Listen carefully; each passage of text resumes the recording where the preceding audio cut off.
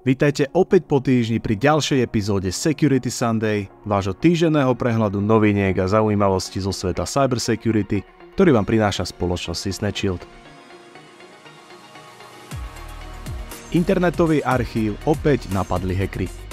Začiatkom tohto mesiaca sme vás informovali o kybernetickom útoku na internetový archív vrátane platformy Wayback Machine. Dňa 20. októbra internetový archív potvrdil tretie narušenie bezpečnosti v sérii stupňujúcich sa kybernetických útokov.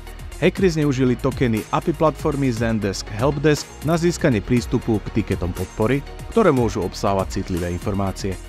Zdá sa, že jednotlivé narušenia bezpečnosti spolu súvisia. Dňa 9. októbra 2024 hackeri zneužili token GitLab, ktorý im umožnil prístup ku zdrojovému kódu internetového archívu a viedol ku krádeži citlivých údajov, čo sa dotklo 31 miliónov používateľov. Ďalší útok bol zameraný na platformu Zendesk internetového archívu, kde boli zneužité prístupové tokeny. Všetky tieto útoky sú výsledkom základného problému zlyhania pri správe prístupových tokenov. AWS zabavila phishingové domény ruskej APT29. Ukrajinský tím pre reakciu na počítačové hrozby vydal správu, ktorej varuje pred masívnou phishingovou aktivitou skupiny APT29, identifikované ako UAC-0215. APT29, známa aj ako Cozy Bear a Midnight Blizzard, je ruská štátom sponzorovaná kyberšpionážna skupina napojená na ruskú SVR. Spoločnosť Amazon uviedla, že phishingové stránky vytvorené skupinou APT29 sa snažili napodobňovať domény AWS. Samotné prihlasovacie údaje do platformy Amazon však neboli priamym cieľom týchto útokov. Skupina APT29 sa skôr zamerala na získanie prihlasovacích údajov do systému Windows prostredníctvom RDP.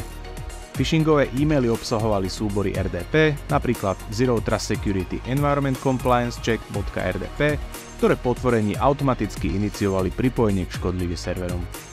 Hneď ako sme sa o tejto aktivite dozvedeli, okamžite sme začali proces zabavovania domén, ktoré APT29 zneužívala a ktoré sa vydávali za AWS, aby sme túto operáciu narušili, uviedla spoločnosť Amazon.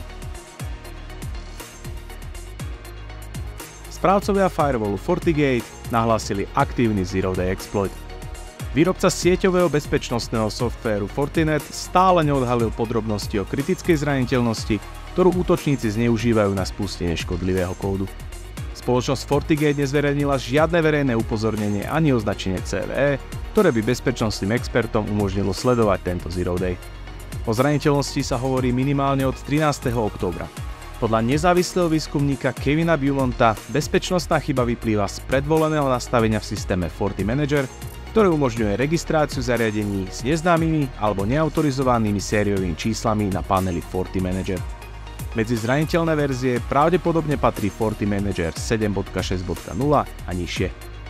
Nejednoznačnosť reakcie spoločnosti FortiGate na túto zraniteľnosť prichádza v čase, keď Karl Windsor, riaditeľ informačnej bezpečnostnej spoločnosti, má aj potvrdil záväzok byť vzorom v oblasti etického a zodpovedného vývoja produktov a zverejňovania zraniteľností.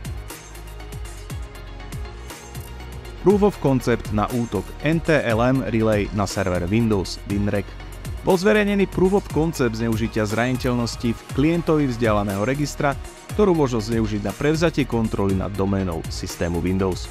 Zraniteľnosť sledovaná ako CV 2024-43532 využíva núdzový mechanizmus v implementácii klienta Windows Registry, ktorý sa spolieha na staršie transportné protokoly, keď nie je prítomný transport Samba. Útočník využívajúci túto zraniteľnosť môže odozdať overenie NTLM certifikačnej službe Active Directory Certificate Services a získať tak certifikát používateľa na ďalšie overovanie v rámci domény. Zraniteľnosť sa týka všetkých verzií Windows Server 2008 až 2022, ako aj Windows 10 a Windows 11. A tým sa končí zhrnutie za 43. týždeň. Ak sa vám epizóda páčila, budeme radi za like a odber. A ak chcete vždy o novej epizóde vedieť ako prvý, nezabudnite kliknúť aj na zvonček. Tieto, ako aj ďalšie novinky a zaujímavosti nájdete vždy na našom webe a sociálnych sieťach sysnetshield.com. Ďakujeme za pozornosť a vidíme sa opäť o týždeň pri ďalšej epizóde Security Sunday.